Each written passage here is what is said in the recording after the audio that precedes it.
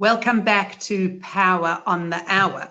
It's actually amazing. We've been in your last 3 hours, Robertson Sipora-Heller, Patrick Amar, and now another one of my real heroines who we unfortunately wasn't able to come live on the show, but we're going to have her son, Leah Kaufman, come on the show for us. And he has actually made an incredible video for us yesterday, asking the questions that we needed to know, things we wanted to learn and hear about, because Leah is one of those amazing people. But we're doing so well. And we're over 740,000 with how many hours to go. So let's make sure that we keep going, because we need to keep our inspiration going as a Jewish nation.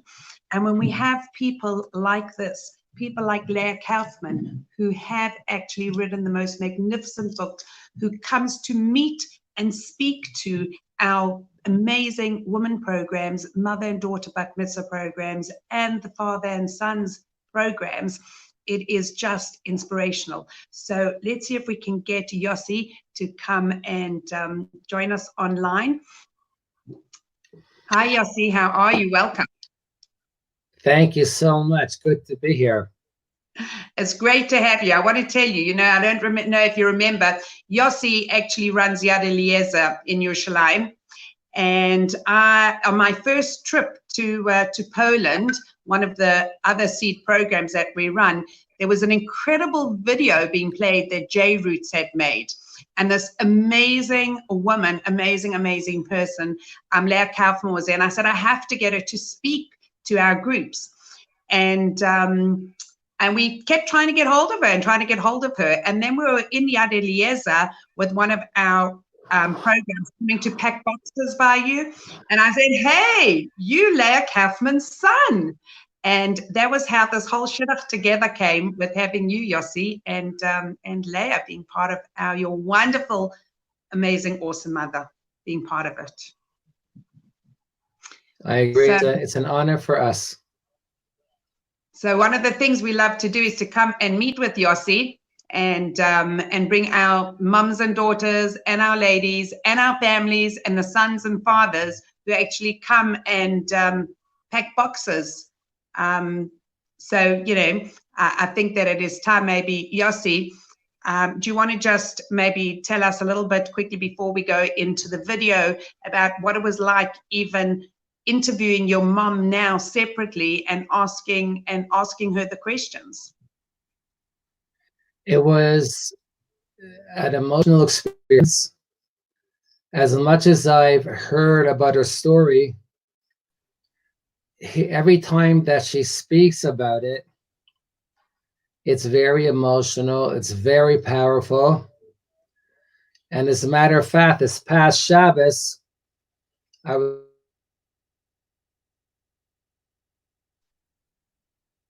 was called 102 stories.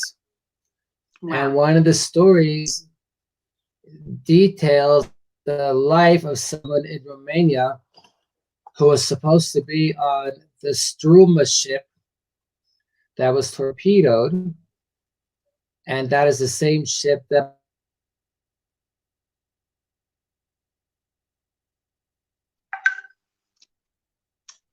So maybe what we'll do now is we'll go over to the video where we have where you asked the questions for us to your wonderful, amazing mom, and let's go and have a look at that, and then we'll come back. We'll come back to us after we show part of the video. That's great. Please share with us what the early years of your life were like before the war. Yes, we were 7 children. I was the second youngest. I had a little sister, Devorah, that I never spoke about. I'll talk about it a little later. My mom, she was a healer. And she knew all about what's good to eat and what isn't. My dad, he was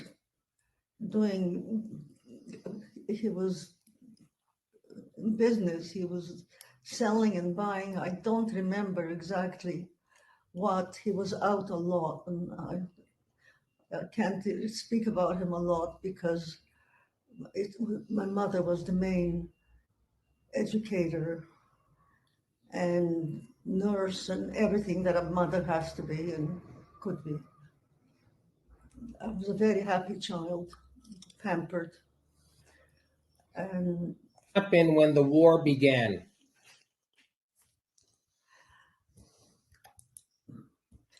there was tremendous anti-Semitism that was let loose. And people began to set homes on fire. We had to wear the yellow star a long time before the war broke out.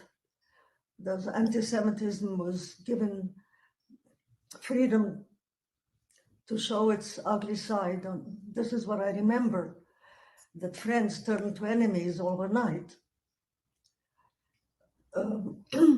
There were many refugees in my city, in Herza. And I asked my mother who they were. Many of them came to our home and they were put up in my home. And my mother said that they were Shabbos guests. She did not tell us that the war is imminent and the war is breaking out. And then there were announcements made all over the world, all over the city, that we must wear the yellow star. Those who won't wear the yellow star and they're caught will be shot on the spot. So my mother was busy making us yellow stars and sew them on our garments. And the many refugees that came to our home, I asked my mother, who were they? And she said they were Shabbos guests, but they stayed a long time. And when we were warned to run or they'll kill us, the refugees ran with us. And I never went back to my home again. This was the last of my home.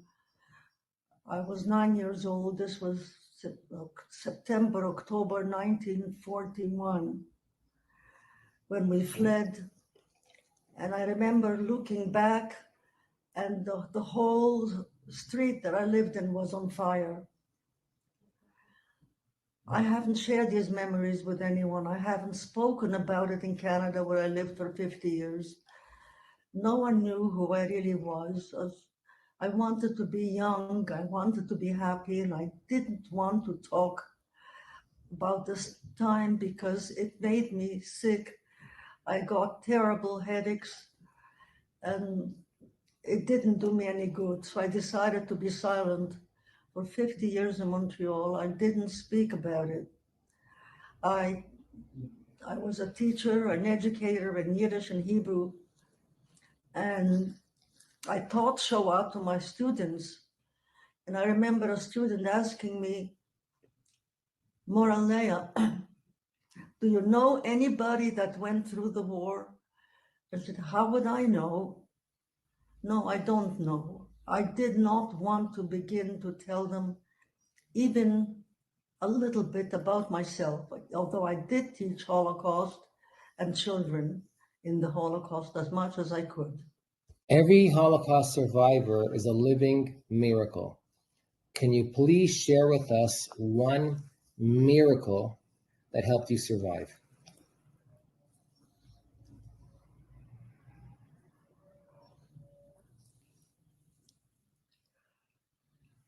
There are so many.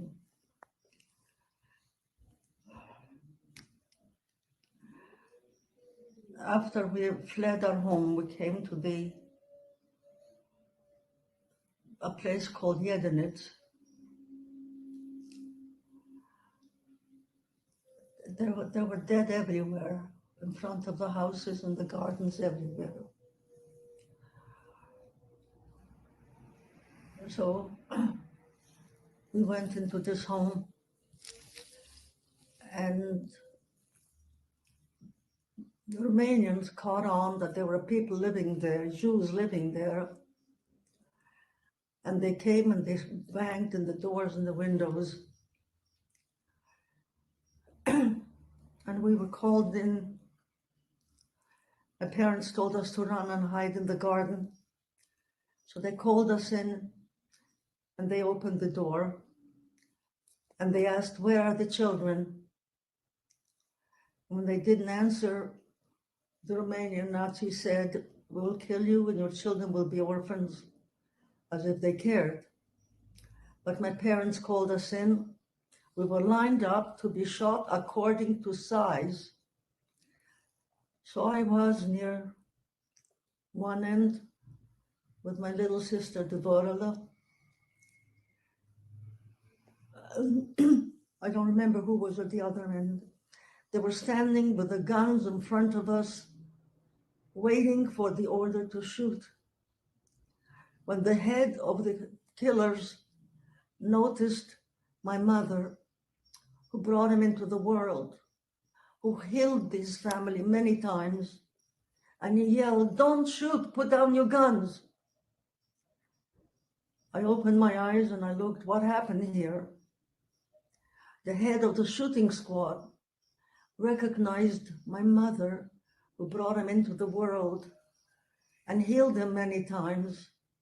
And he said, "This woman brought me into the world and saved my life many times. I can't kill her, let them go." So then we were ordered to go back to my city. But this was an incredible miracle, hard to be forgotten.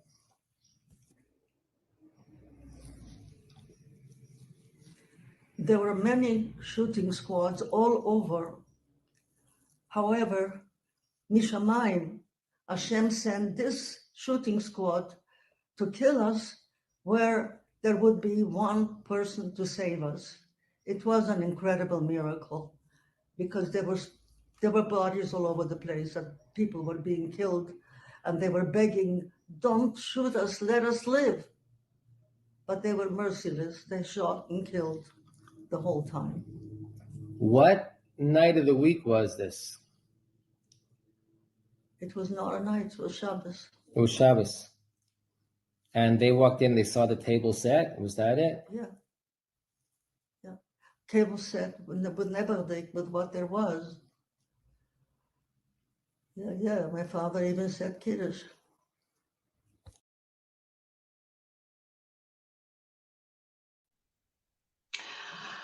Whoa.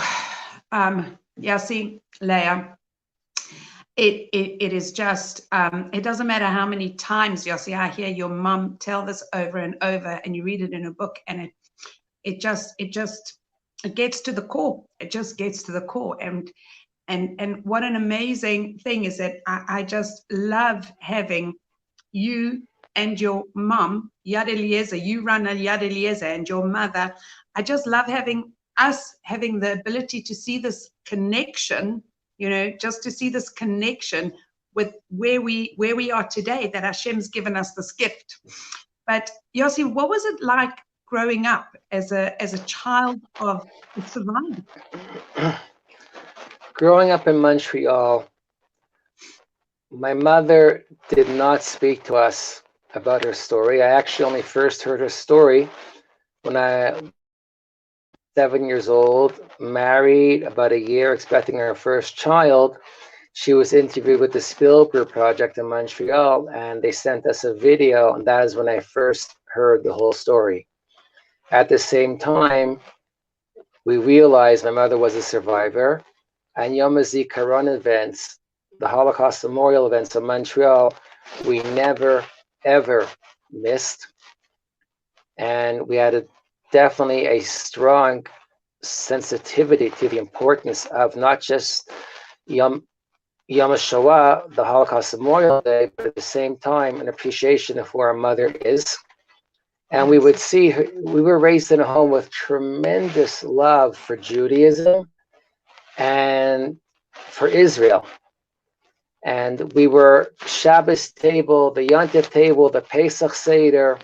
We were constantly having guests. My mother would bring in platters of delicious homemade food. It was rare that she would ever buy anything. She would get up early, 3 in the morning, 4 in the morning on Fridays before she went to teach, and she'd make Shabbos. Then we'd come back from school, we'd have Shabbos together. It was a home that there was a love for Yiddishkeit, a love for Israel, and the bottom line is Aliyah. My brother made Aliyah, we made Aliyah, and my other brother in Memphis, Jerusalem, where he comes a couple of times a year to be here. Amazing. So Yossi, just this last Yom HaShoah, we saw a beautiful clip. You want to just describe quickly the scene for us before we go back to the blessings from your mom? Sure. I went to my mother's house in the morning to bring her breakfast and coffee, and there's 4 police officers at the front door. And then I realized, this told me about the day before, these police officers had come to my mother's house on Yom HaShoah because they wanted to stand in the street during the siren. It's very emotional. And they wanted to salute her and show their love and appreciation for her. They actually did this across the country. And for some reason, my mother's video was picked up. It just went around the world. And siren, I walked before the siren, I walked to the front of the house over the street. And these 4 Israeli police officers, the siren went off, just raised their hands in a salute to my mother. And she stood there facing them. And when it was over, my mother invited them into the house, and she presented each one of them with a Hebrew copy of her personally inscribed to each and every one of them. Beautiful. I've sent them, and they one of them particular said she wants to touch my mother, and we have with an email, and it was a very powerful moment. Amazing. Well, I can tell you one thing's for sure, Yossi, that we shared it with everybody here, and all I can tell you is that the pride that we had knowing anybody that has ever met your mother, been in one of our classes in Yerushalayim, whether it's the mother and daughter bat mitzvah, or the women, or the boys and their dads, and when your mom just gets everybody to connect with putting their hands on each person's head, and we all are like one big, beautiful family, and then she blesses us, and that blessing literally vibrates throughout the entire group. You feel it coming from this beautiful source. So when I looked and watched that video, I could see that the pride and that the courage, and it was like, Leah Kaufman, we salute you. Leah Kaufman, this book is just for everybody to read, and it's a precious one for me because I also have a handwritten message from your beautiful mom. Maybe we'll move over now and have a look and see where your mom wanted to share some blessings with all of us. Great.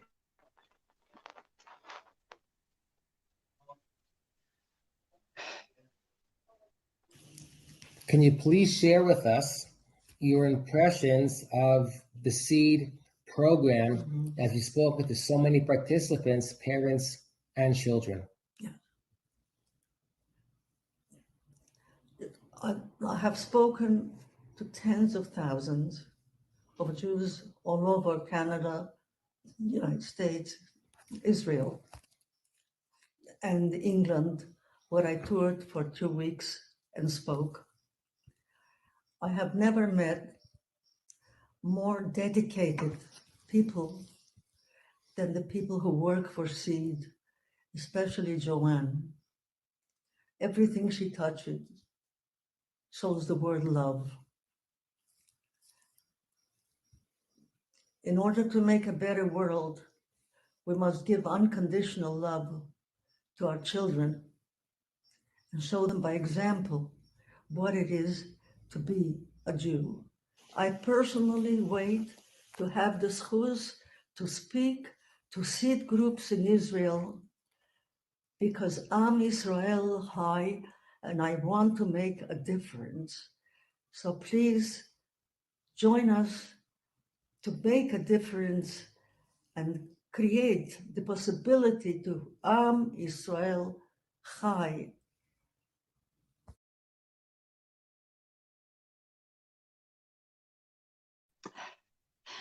Leah, Yossi, thank you both. Leah, you just have to know, and please, Yossi, you'll pass this on to your very special mom, how much we all just absolutely love her. And she's really made such a difference to the entire world. So really, between her and Yad Eliezer. Well, B'ezrat Hashem, I just want to mention one more thing, because I know it's very important to my mother, is she so enjoys meeting every single seed trip, spending time with them, engaging them with discussion, the parents and the children. And Joanne, please forgive me if I embarrass you, but you should know you have a special place in my heart. And the son of a mother in education about 50 years, I've spoken everywhere from Cambridge and Oxford, in America, Canada, and across Israel. She's met a lot of educators, a lot of people, and you should know she thinks the world of you, thinks the world of Seed, and every moment she has with both of you is precious to her. And she has the utmost respect for the work that you do. Thank you, Yossi, and thank you for all that time with your mom and the tireless videoing. And I have to tell you, I love seeing that our Seed coffee mug from Our Lady's Trip sitting on her table. So let's try another one. I noticed it. You can tell her that I've noticed it there. And I want to thank everybody who's been so involved in doing this. And thank you, Yossi. And we look forward, please God, to coming to pack boxes for Yad Eliezer and making sure that we can make a big difference in the world through education and through actions. Because your mom's the educator, you're doing all the actions, and it's all a whole big family. We are, as she says, Echad. So thank you, Yossi, for all your work, and our very, very, very best love to your very special mother. I thank you and honor, and I will tell her. God bless. Thanks. Bye-bye. Thank you. Oh my gosh. What can I tell you? We're on 750,476. So come on, guys. Come on, everybody. These are the things that we need to do because we're part of this beautiful, beautiful, amazing nation. We are Am Echad. We are responsible for each other, and we give and give. And all the chesed and all that we do, we just want to share, and we share the love that we receive. And really, that's all the love that we receive from above, from the person, from the one, from the being, from Hashem, from God, who has put us here into the world to make a difference, to make it a better place to be. And that's what we want. And by you helping us fill that bank, we are all going to be able to make sure that we will work double as hard, if that's possible, if it's even possible, because all we want to be able to do is to be there to share with each and every one of you, because we are all part of that beautiful nation, of one beautiful Jewish nation, Am Echad, Am Yisrael Chai. Thank you all, and let's go and give it the last push and be ready for the next hour on the hour. We're looking forward. Thank you all.